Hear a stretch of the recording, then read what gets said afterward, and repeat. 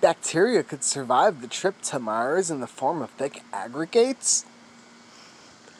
August 26th, UPI states if bacteria form thick enough aggregates, large populations of bacteria cells with multicellular structures, they could partially survive the long trip to Mars, according to a new study published Wednesday in the journal Frontiers in Microbiology. To better understand the resilience of bacteria aggregates, researchers dried or desiccated different size aggregates of radioresistant bacteria strain belonging to the genus Desiconius and placed them in exposure panels outside the International Space Station. After spending 1 to 3 years outside the space station, scientists tested for the survival of bacteria colonies. Researchers confirmed partial survival in all the aggregates thicker than 0.5 millimeters.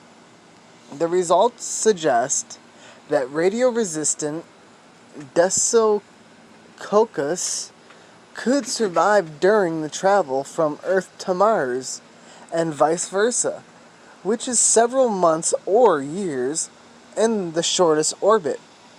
Lead researcher Akiko Yamagashi, professor of life science at Tokyo University, said in a news release, though the outer layers of the cells in each of the bacterial aggregates has died, those layers formed a protective barrier, allowing portions of the bacteria colony to survive up to 3 years in space.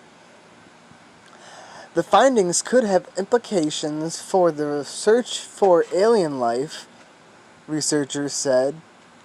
Scientists have previously hypothesized that life didn't have spontaneously emerged on Earth.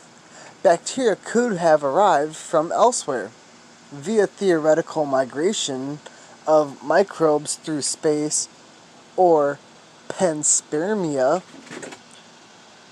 Others have questioned whether bacteria could survive prolonged exposures to dramatic temperature fluctuations, radiation, and other space-based hazards. The origin of life on Earth is the greatest mystery of human beings. Scientists can have totally different points of view on the matter, Yamagashi said. Some think that life is very rare and happened only once in the universe, while others think that life can happen on every suitable planet. If panspermia is possible, life must exist much more often than we previously thought.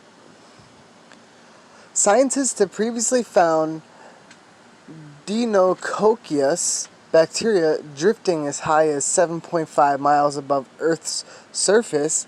Now scientists can confirm that Deinococcus aggregates can live for up to 3 years in space.